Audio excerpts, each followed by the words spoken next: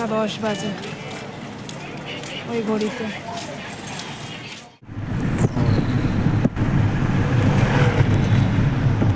ঘুম পেয়েছে?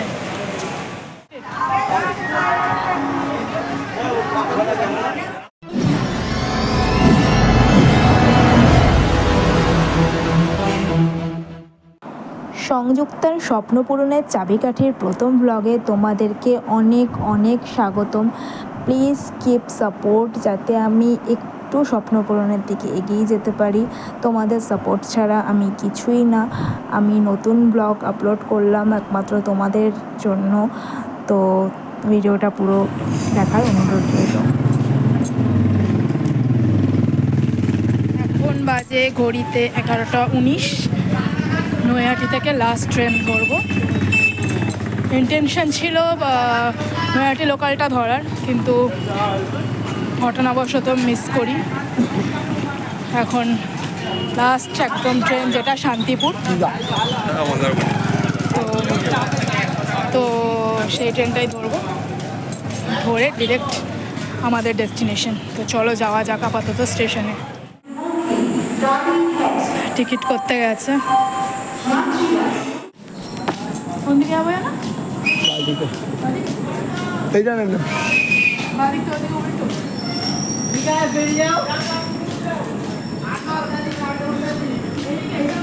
না না, বাদিকে না না।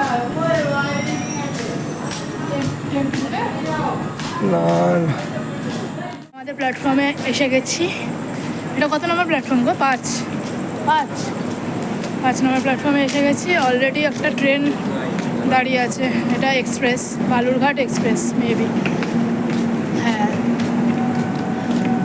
তো দাঁড়িয়ে আছে। এখন আমরা আমাদের ট্রেনের জন্য ওয়েট করি।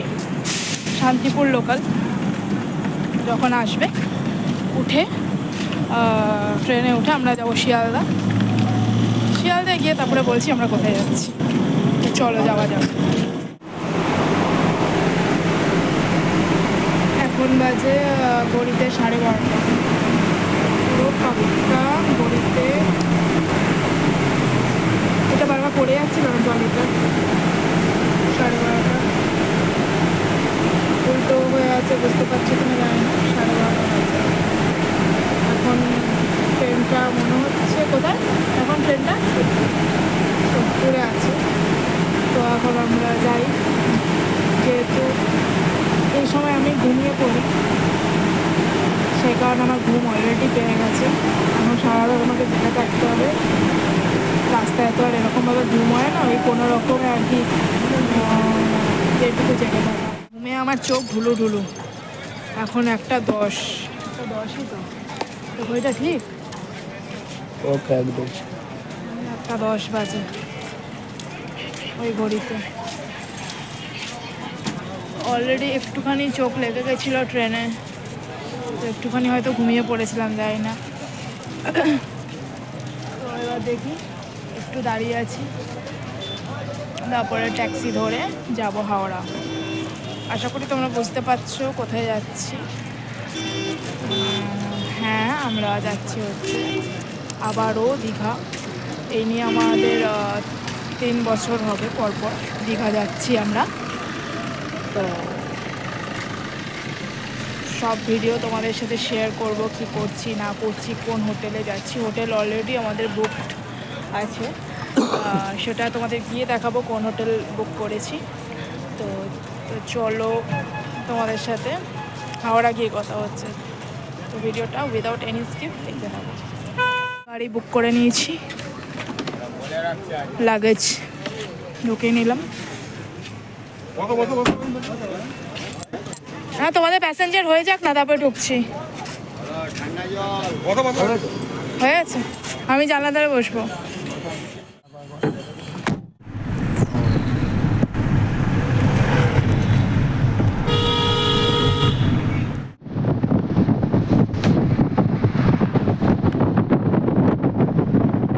তো অলরেডি আমরা এসে গেছি হাওড়াতে। তো একটু চা খাবো, কারণ ঘুমটা একটু চোখ থেকে ছাড়াতে হবে, কারণ রাস্তাঘাটে তার ঘুম হয় না। আমার ঠিক আমার বিছানাটা না পেলে আমার ঘুম হয় না যেখানে সেখানে, সে যতই ঘুম পাক না কেন। তো যাই হোক, তাই জন্য একটু চা খাচ্ছি। আমি আবার দুধ চা খাই না, যার জন্য আমাকে লিকার চা অর্ডার করতে হলো। লিকার চা খাবো। এই যে চা এখানে রাখা,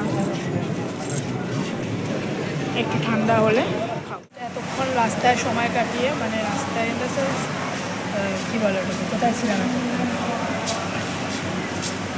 প্ল্যাটফর্মে কোথায় ছিলাম, প্ল্যাটফর্মের বাইরে ছিলাম, যেখানে মানে ওয়েটিং রুম আর কি, তো ওখানেই ছিলাম। এখন প্ল্যাটফর্মে এলাম, এখন বাজে হচ্ছে কটা, 5টা বাজতে 3 মিনিট বাকি। তো অ্যাট লাস্ট আমরা প্ল্যাটফর্মে চলে এসেছি, এখানে ওয়েটিংয়ে বসে আছি। এবার দেখা যাক কত নম্বর প্ল্যাটফর্মে আমাদের ট্রেন দেয়, তারপরে আমরা ট্রেনে উঠবো। সেটাই ওয়েট করছি যে কত নম্বর প্ল্যাটফর্মে ট্রেনটা দেবে। গত বছর 21-এ দিয়েছিল তো না, ওইটাতে কত নম্বরটা, আগের বছর 18-তে ট্রেন দিয়েছিল, কামরুলিপ্ত এক্সপ্রেস, যেটা এবারেও সেই একই ট্রেন। এবারে কোন নাম্বার প্ল্যাটফর্মে দেবে হচ্ছে সেটাই প্রশ্ন। মনে হচ্ছে 18-তেই দেবে, 19-20 মধ্যে। যাই হোক, ট্রেন আসুক, ততক্ষণ আর 1 ঘন্টা ওয়েট করি। সারা রাত ওয়েট করলাম যখন, আর 1 ঘন্টা। ঘুম পেয়েছে, ঘুমিয়ে পড়েছিল বেচারা একটু আগে। পুলিশ এসে ডেকে দিল যে এবার বললো প্ল্যাটফর্মে যেতে হবে। আমারও একদম চোখ লেগে গেছিলো, মানে শুয়ে পড়েছিলাম, মানে ইভেন অ্যালার্ম দিয়ে শুয়েছিলাম 6টা। এতটা ভেবেছিলাম একদম গভীর ঘুমেই হয়ে যাচ্ছে। কতক্ষণ আর জেগে থাকা যায় বলো? হয়তো হ্যাঁ, বাড়িতে বিছানার মতো ঘুম হতো না, যেটুকু ঘুম আর কি, কাজ চালানোর মতো ওরকমই ঘুম হতো। কিন্তু অ্যালার্ম দিয়ে ঘুমানোর চেষ্টা করেছিলাম, যে ঘুমাতে একটু গভীর ঘুমটা এলো, সঙ্গে সঙ্গে পুলিশ এসে তুলে দিল, বললে এবার উঠতে হবে। 7 কোচে এসে গেছি 21 নম্বর প্ল্যাটফর্মে। এবার শুধু ট্রেন আসার ওয়েট, শুধু ট্রেনটায় উঠবো, উঠে আমাদের ডেস্টিনেশনে চলে। লাস্ট আমাদের ট্রেন এসে গেছে। এবার দেখি আমাদের সিট কততে, মানে কোথায় আছে। 26-27 আমাদের সিট নম্বর, 26 আর 27 এবার কোথায় আছে সেটা দেখব। 26-27 তো অ্যাট লাস্ট উঠতে পেরেছি ট্রেনে। একদম আমার উইন্ডো সিট পড়েছে, কি আনন্দ, এক্সপেকটেশনের বাইরে একদম। আমি এক্সপেক্টই করতে পারিনি যে আমার উইন্ডো সিট পড়বে। আনন্দ পাইছি। এবার কিছুক্ষণের অপেক্ষা, তারপরে আমরা যাচ্ছি দীঘা। এক্সাইটেড?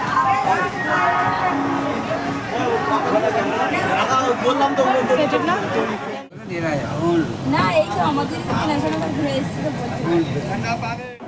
ভোর তখন কটা বেজেছিল এখন এক্স্যাক্ট মনে নেই, যেহেতু অনেকটা দিন পর এডিট করছি। তো যেহেতু ট্রেনে একটু ঝালমুড়ি উঠেছিল, তো ঝালমুড়ি খেতে খেতে আমাদের যাত্রা এনজয় করছিলাম। বেশ ভালো লাগছিল কিন্তু মুড়ি খেতে খেতে ট্রেন জার্নিটা। তা চলো আমি মুড়ি খেতে খেতে ট্রেন জার্নি করি, আর তোমরা ভিডিওটা ততক্ষণ এনজয় করো। We are arriving on Digha. বাবা গো,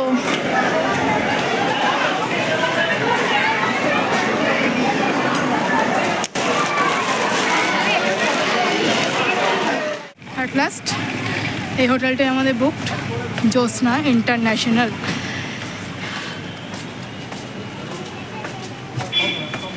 এই হোটেলের এক্স্যাক্ট লোকেশনটা হচ্ছে জাহাজ বাড়ির পাশের গড়ি দিয়ে ঢুকে গেলেই 2-3টে হোটেল পেরোলেই তোমরা জ্যোৎস্না ইন্টারন্যাশনাল দেখতে পেয়ে যাবে। কি বাজে অবস্থা। ও এদিকে ক্রাইটেরিয়া ফুলফিল করছে। হোটেল হাফ বুক ছিল আর হাফ আজকে পেমেন্ট করবে। আমি রেস্ট নিচ্ছি বসে আপাতত। তো আমরা হোটেলে চলে এসেছি। চেক ইন সব রুলস রেগুলেশন সব কিছু কমপ্লিট হয়ে গেছে। আমি এখন রেডিও হয়ে গেছি ফ্রেশ হয়ে। এটা আমার আজকের আউটফিট। এখন যাচ্ছি খেতে। প্রচণ্ড জোরে খিদে পেয়েছে। এখন অলরেডি বেজে গেছে 11:17। এখনও পর্যন্ত কিছু খাইনি, ট্রেনে যা টুকটাক। তো এখন খাবো, খেয়ে সোজা স্নানে চলে যাবো। আজকে আর উদয়পুর কিছু করছি না, ওটা কালকে হবে। তো এখন খেয়ে দিয়ে ব্রেকফাস্ট করে নিউ দীঘায় স্নানে চলে যাব। সেই ভিডিওটা তোমাদেরকে দেখাচ্ছি না, কারণ ফোনটা নিয়ে যাব না, ফোনে একদম চার্জ নেই, ফোনটা চার্জে বসাবো। এসে তোমাদের সাথে সব কিছু শেয়ার করছি, কেমন এনজয় করলাম বাকি। চলো ভিডিওটা উইদাউট এনি স্কিপ দেখতে হবে। চলে এসেছি স্নান করে, সমুদ্র থেকে স্নান করে এলাম। এসে আবার হোটেলে স্নান করে ফ্রেশ হয়ে এবার লাঞ্চে যাব। এখন বাজে কটা বাজে গো? 3:27, ওই 3:30 অ্যাপ্রক্স। তো যাই হোক, এখন আমরা লাঞ্চে যাব। প্রচণ্ড জোরে খিদে পেয়ে গেছে। তোমরা সবাই জানো, সবারই হয়তো হয় যে হয়ই যে সমুদ্র থেকে স্নান করে উঠলে না একটা মানে দানবের মতো খিদে পায়, যেটা আমার এখন পেয়েছে। মানে খিদে পাওয়ার চোটে আমার মানে পেটে ব্যথা উঠে গেছে, এমন খিদে পেয়েছে। তো যাই হোক, আমি রেডি হয়ে গেছি। এটা হচ্ছে আমার আউটফিট। আমি পরে সব দেখাবো। আগে ধীরে সুস্থে আমি একটু ফ্রি হই, তারপরে তোমাদেরকে সব কিছু দেখাচ্ছি। কোন হোটেলে এলাম, কি রুমে আমি আছি, রুমের পুরো রিভিউ সব কিছু আমি তোমাদেরকে দেবো। ইফ পসিবল রুমের যে হোটেলের যে ওনার বা আমাদের যে রুম সার্ভিস দিচ্ছে তার সাথে আমি কথা বলিয়ে দিতে পারি, ইফ পসিবল। আমি শিওরিটি দিতে পারছি না, তারা বিজি থাকলে তো আমি করতে পারবো না। তো যদি হয় তো আমি নিশ্চয়ই কথা বলিয়ে দেবো। তো আপাতত আমি লাঞ্চটা সেরে আসি, পরে তোমাদের সাথে খেয়ে এসে কথা হচ্ছে। তো লাঞ্চে কি আছে সেটা দেখিয়ে দেবো। তো চলো আগে খেয়ে আসি। করবে দেখো, থালি 100 টাকা, চিকেন কারি 180 টাকা, কাতলা কারি 200 টাকা। আমাদের আজকে লাঞ্চ ডাল, ডিম, শুক্তো, আমার ডাল, কাতলা মাছ, এটা কি মুড়িঘণ্ট, শুক্তো, আর এদিকে লেবু আর পেঁয়াজ, আর এদিকে পাঁপড় ভাজা দিয়ে যাবে বললো।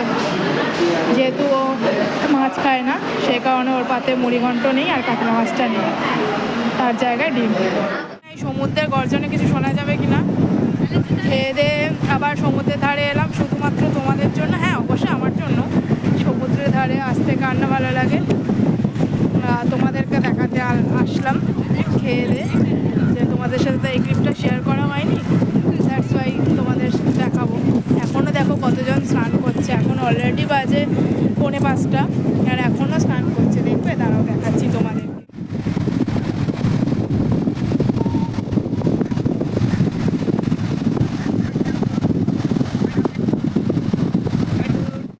ঘরে এসে একটু রেস্ট নিয়েছিলাম, এখন যাচ্ছি। এবার সন্ধে হয়ে গেছে, সন্ধে অনেকক্ষণই হয়েছে, এখন মোটামুটি 6:45 বাজে। এখন যাচ্ছি একটু ওল্ড দীঘায় হাওয়া খেয়ে আসি, একটু বসে আড্ডা মেরে আসি, টাইম স্পেন্ড করে আসি, যাই বলা হয় না কেন। তো যাই, চাটা খেয়ে আড্ডা মেরে আসি, কিছু খাই, স্ন্যাক্স জাতীয় কিছু। একেবারে ডিনার সেরে করবো, হোটেলে বাড়ি ঢুকবো বলতে যাচ্ছিলাম। একেবারে ডিনার সেরে হোটেলে ঢুকবো। তো চলো যাওয়া যাক, সব শেয়ার করছি তোমাদের সাথে। ধনেপাতা খাবে না বেগুনি খাবে? ধনেপাতা খাবো না, বেগুনি শুধু আলু চাপই খাবো। আচ্ছা, তুমি 3টে আলুর চপ দাও আর একটা বেগুনি দাও, আর 2 জায়গায় মুড়ি দাও। সন্ধ্যাবেলা সমুদ্রের ধারে বসে মুড়ি আর চপ খাওয়ার একটা আলাদাই মজা। তার জন্য মুড়ি আর চপ নিয়ে বসে পড়েছি সমুদ্রের ধারে। খাওয়ার মতো কি আছে? খাওয়ার মতো তো অনেক কিছুই আছে।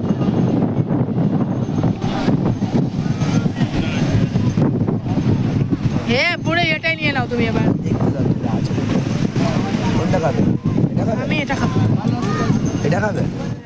কমেন্ট সেকশনে জানিও তো আমার মতো মুড়ি চপ খেতে আর কে কে ভালোবাসো, তাও আবার সমুদ্রের ধারে বসে।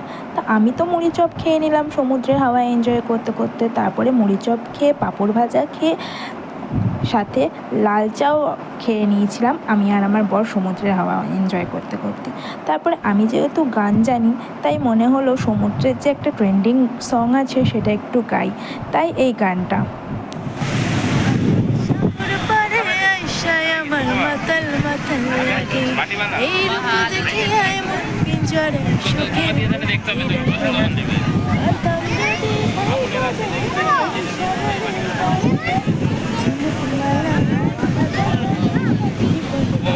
আমার মন বসে না শহরে ইট পাথরের নগরে, তাই তো এলাম সাগরে, তাই তো এলাম সাগরে।